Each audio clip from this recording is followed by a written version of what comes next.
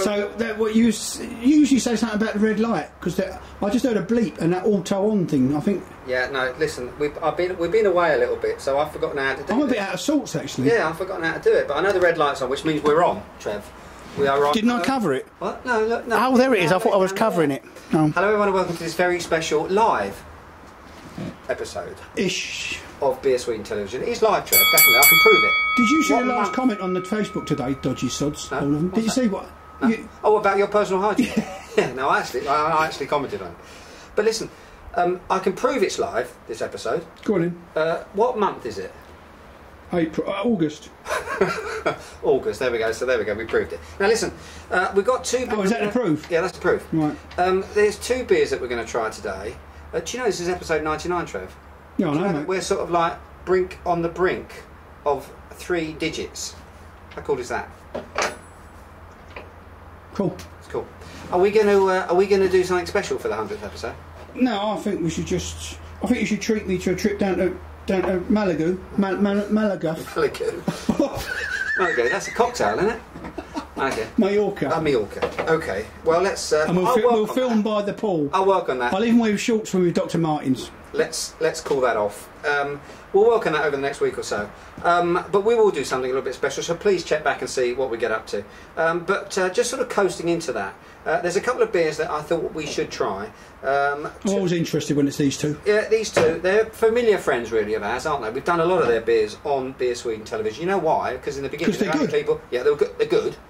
And of course, they're the only people that actually send us beer. That's true. Do you remember that? So them and Peter himself. Yeah, so we used to get a lot of beer, still do get a lot of beers from them. So of course we stick them on the telly. Very grateful, because it is TV, isn't it, Trev? They've helped shape BeerSweden telly. They have. Now listen, it's another Jessica beer.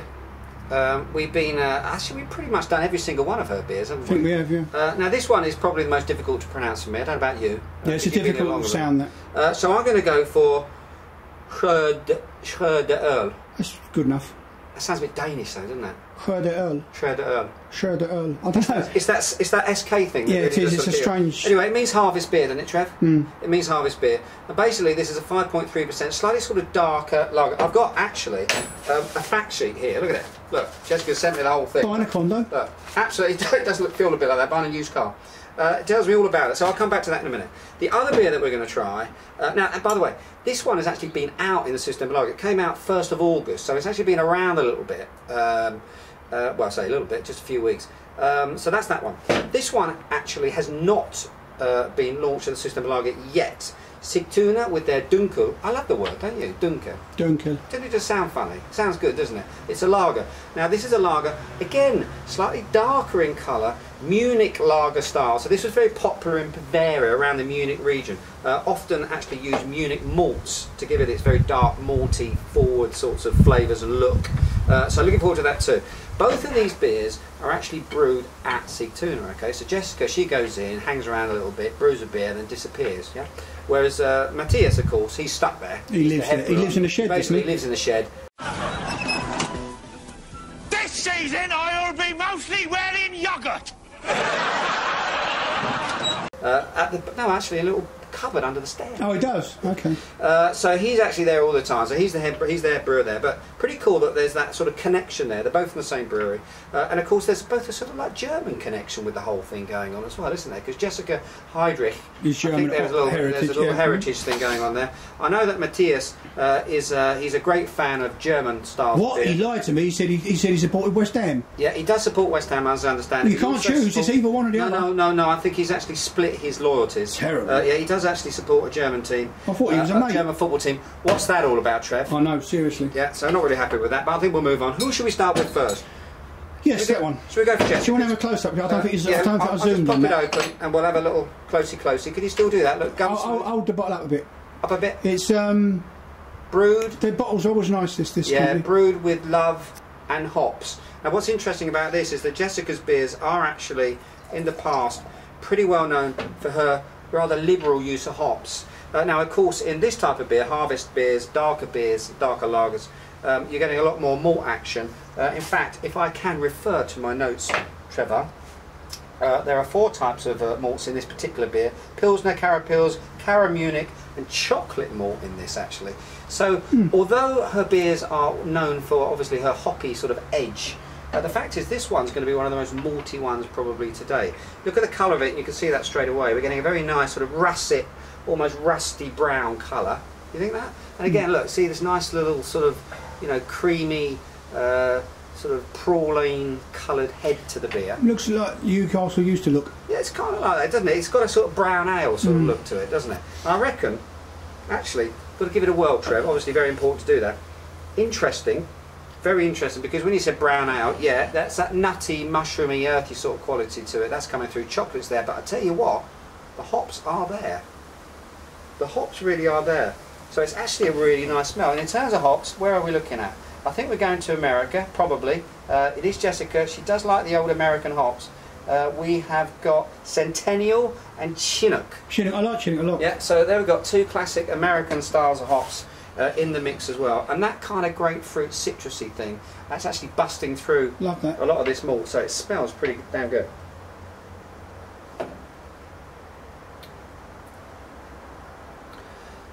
And it's got a lovely roasted dark chocolate bitter finish. You're going to like this stuff, Trev. I bet I am. It's got a really nice malty body to it. Perhaps maybe a touch thin, but then having said that, 5.3. I'm loving the roasted finish on it, and of course the hops are there. You're getting this really sort of tangy hop finish too. Pour a bit more out and give us some. You I'll tell you what, to say I've got to drink more. I'll tell you what, I'll fill it up here a little bit there, Trev. You can have that. Cheers. I'm absolutely loving that one. That, in a lot of ways, that really does tick my box, that does. Some of the beers in the past have been very, very hoppy and earthy and grassy and citrusy, quite aggressive. But the malts actually, that's nice. They've got really sort very of like, round on the tongue, isn't very it? round, very round on the tongue, Trev. Absolutely. Loving that. Oh, Trev, look. Broke the glass. Hang on, I'll go and get another one. Huh? Right, this is really live. We could do that. No, that's all right. Look at that. Look. Really? Because this is stunt work. Okay. All right. Now we're going to move swiftly on to Mattias's and Sigtuna's. That's lovely, that. Dunkel. Isn't it good? I like that. Sigtuna's Dunkel. Now, can I hold that up for you without cutting my arm off? Can you see that? Yeah. Are you doing the zoomy zoom? Yes. Well, I'll tell you what, Trev, what we didn't do, you can tell we're out of practice. I didn't clip my Oh, fingers. didn't put it, yeah, exactly. Clip my fingers flat. I'll do it now. So if you can throw all the stuff out, all the stats up about, that's out right now. Now this isn't out, this is coming out 1st of September. The glass, move the glass. Move this over here, look. Tidy up the place, look. Good glass here, Trevor.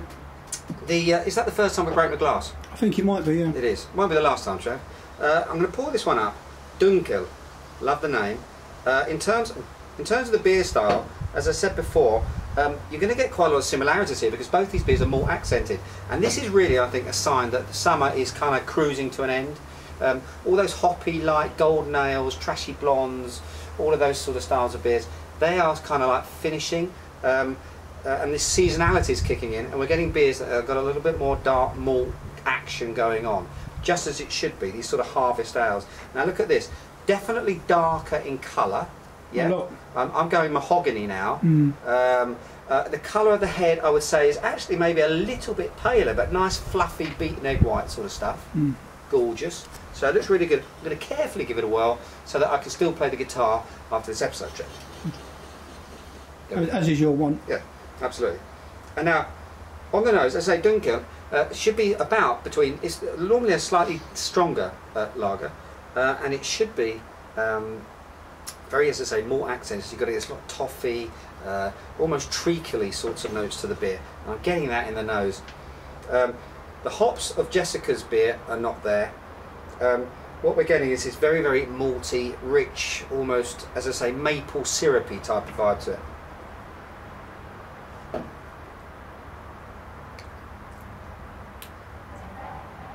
Very, very different. All about the malts, this one, actually, as it should be. A little bit of a sort of lingering bitter residue, but basically a lot of sweet. I would say this is medium sweet. Medium sweet. Toffee, almost milk chocolate. Not dark. And it hasn't got the abrasive edge of the malts in Jessica's beer. It's a lot more tame in that respect. And having said that, it's a little bit more anonymous, I would have to say, in terms of the flavours. Do you want to try that, Trev, and see whether I'm just a bit ring rusty after the... Be careful you don't cut yourself. So there we have it. We've got two beers that in a lot of ways are very similar. Come from the same place, use a lot of malt action in their flavour profile. Do you get that? It's like it's slightly lighter in terms of impact. narrower is the only word I can think of. Yeah. Do you know what I mean? It's slightly tighter in terms of impact. But again, very pleasant. Absolutely. Very pleasant. As I say, quite sweet. Quite sweet, that one. Now, in terms of rating... Because Jessica's one's still on the back of my tongue. Yeah, it might be... Yeah, lump okay. Yeah, may have done it a disservice and tasted it around the wrong way. But we didn't know. This is live, so, you know, hey-ho, Trev. Should we rate them? Go on in. I'm going to go... for the second one. Eh? Oh, of course, we're going to click the thing. This is all the stuff that's coming out soon. Okay, so you know... Oh, no, I can't put nothing up with that. Well, we've got article numbers. I can give you all that. Yeah, but you never remember. I know I won't remember, but I'll try. I have to call you and I have to chase you around. It's on film now, so I'll do it. It's a pain in the arse. Fine. But listen, in terms of rating, Go on in. I am going to go for the Dunkel. I am going to go 3.6.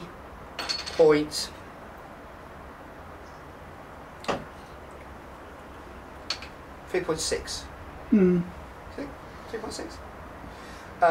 For the Skördeöl.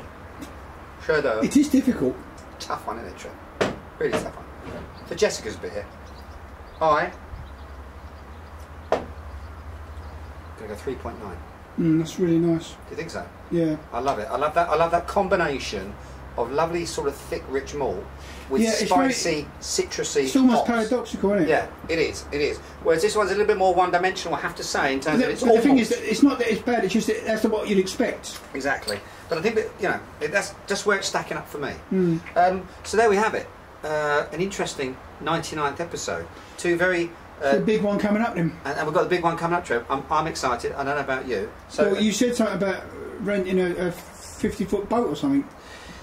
Yeah, I've got all sorts of plans, and I think the only thing you can do is tune into the next episode to see where we're at. Who is Hugh Hefner? Hugh Hefner. Yeah. Oh, Heffy. Heffy. Well, you think I'm talking about German beer all the time, don't you? Anyway, until the 100th episode, everyone. Cheers and beers.